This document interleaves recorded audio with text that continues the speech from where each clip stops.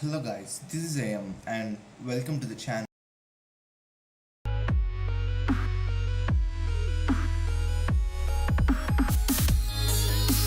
Topic of today's video is to find if a binary tree is a subtree of another binary tree or not. This is where we have left off in the last coding session. If you have remembered, we have tried to create two samples trees manually and which are in fact binary search trees and search and found out that searching in a binary search tree is much more efficient than a normal binary tree. If you haven't checked that out, make sure you check out so that you'll understand what we are looking at now. From the last coding session, I have made few tweaks so that to not waste time in the today's video, I have added a function create sample tree 2 which we require today to test with the older sample tree if that is the subtree of the older sample tree or not.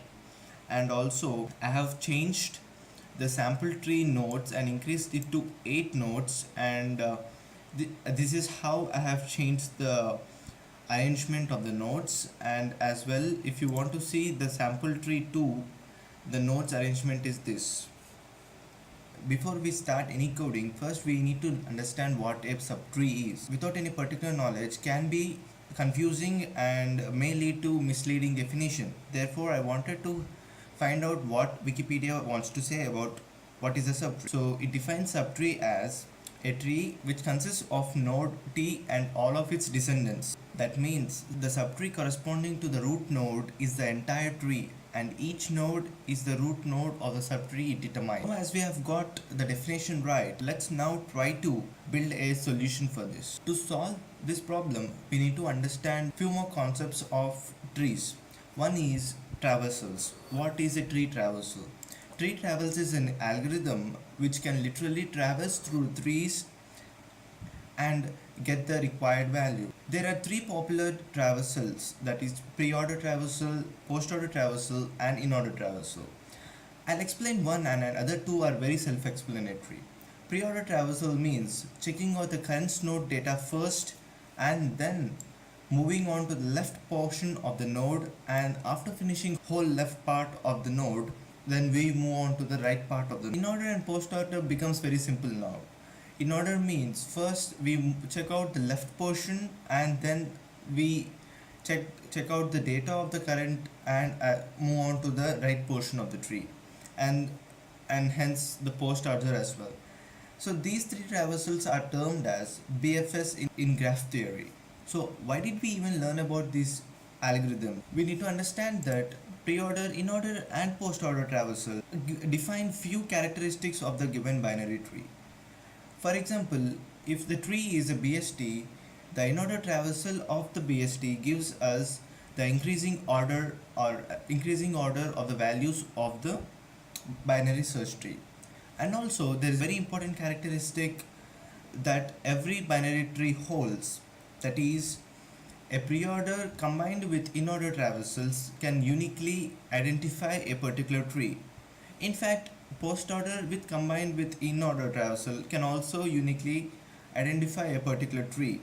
So with this knowledge we can actually solve our problem. Now let's implement these in-order, post-order and pre-order traversals to implement our solution to the problem. So to not waste time much on these non-centric algorithms, let's skip the coding portion of it, but I'll explain you what's there in the function. So let's move to pre-order traversal first, and as you can see, this is a recursion function. It has two parameters, that is one is root and other is the collector. The collector contains all the nodes which are traversed in the pre-order fashion. As it is a recursion function, it has a base case, and the base case is when root is equal to null. First, as it is a pre-order, first it checks out the root's data and moves on to the left portion of the root. After the whole left portion is completed, moves on to checking out the right portion of the root. In this similar fashion, we have written in-order and post-order traversal. Okay. Before moving any further, let's print out the outputs of in-order, post-order and pre-order traversals and see what the outputs are. I have this function print collector which takes in parameter the collector itself and it iterates through the collector and prints the collector data. Now let's use this function to print out the pre-order traversal for a tree. Okay, so first we need to define this collector. So let's call it just a collector, and we'll first call pre-order traversal for the binary tree, which is the method of the binary tree object. So we'll use troot, which is the sample tree which I have shown in the starting of the video. So, and the second parameter will be the collector itself. Now as we have traversed through the tree, we have to print out. We'll use the function that we have written and pass in the parameter to the collector itself. So now let's run it and test it. So yeah, so this is the pre-order traversal for the given tree. Now let's print out the traversal for other trees as well. This is how I have implemented the three orders, and if you see the output, these are the three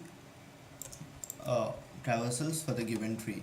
Now let's remove this part and let's now implement our algorithm. So what is the algorithm to test whether a tree is a subtree or not? We already know that pre-order and in-order traversals are uniquely identifies a tree. We can say that if a smaller trees pre-order and in-order traversals are subarray of bigger trees in-order and pre-order traversals respectively, then smaller tree is a subtree of a bigger tree. Let's start writing our algorithm.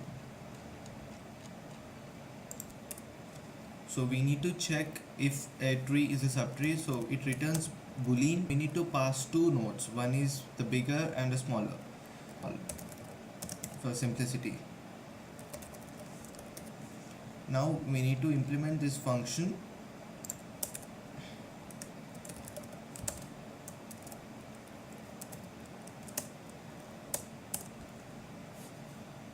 How do we do it? First we need to have this pre-order and in-order traversals. Why don't we collect these pre-order and in-order in a vector as we have did earlier while printing.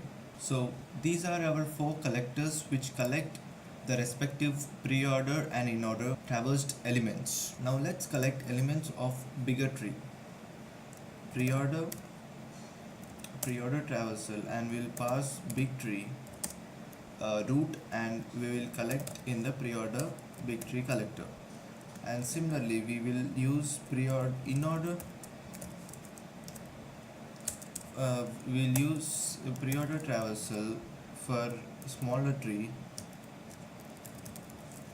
and collect it in the smaller tree collector.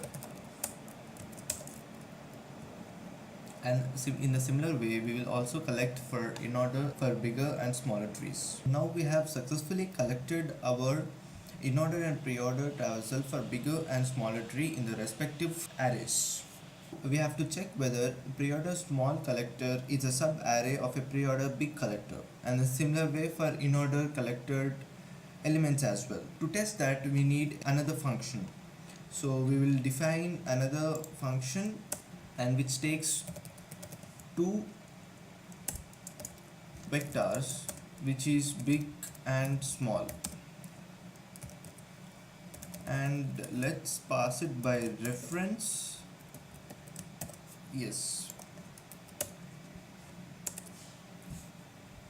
this is how we are checking if a smaller vector is a subarray of a bigger vector. So this is a loop which iterates through the bigger one, and it checks whether the current element is equal to the starting element of the smaller one. If that is equal, then from that point we have to check if the bigger tree has the collection subarray, if the collection has the same set of elements as the smaller tree. This is achieved with this loop. If that's the case, then we will return true, else we will return false if the element is not equal. It's very straightforward. We will use the isSubarray function which we have written here. As we know, we have to check if isSubarray of first let's check with the pre-order. So pre-order of big and pre-order of small. First we need to send pre-order big because we are referring big here, and is sub array of in order of big and in order of false. So actually we can refactor it like this.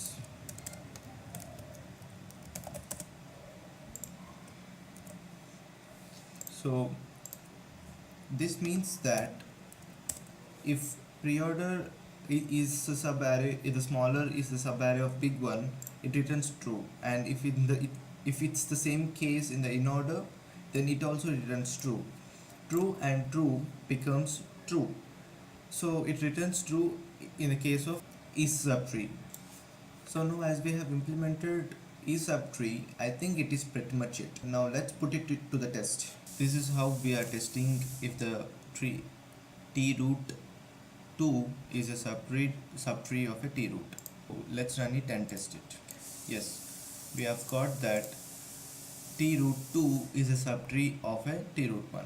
It is a fact. We know that t root 2 is the subtree of a t root, as the algorithm is working fine. So in this video we have seen what are the traversals and what is a BFS traversals in a binary tree, and also we have learned what characteristics we can derive out of these traversals. With that knowledge, we have implemented how to find if a tree is a subtree or not. The complexity for this algorithm is big of n. N is the size of the bigger tree. So this is efficient algorithm to test whether the tree is a subtree or not, but this is one of the definition of the subtree. There might be few other definitions which are very obvious, but this algorithm do not work for that definition. This only works for the definition which we have seen in the Wikipedia page. There are few cases which we need to handle to work for all the cases. That I will leave up to you with the knowledge, and I'll see you in the next one.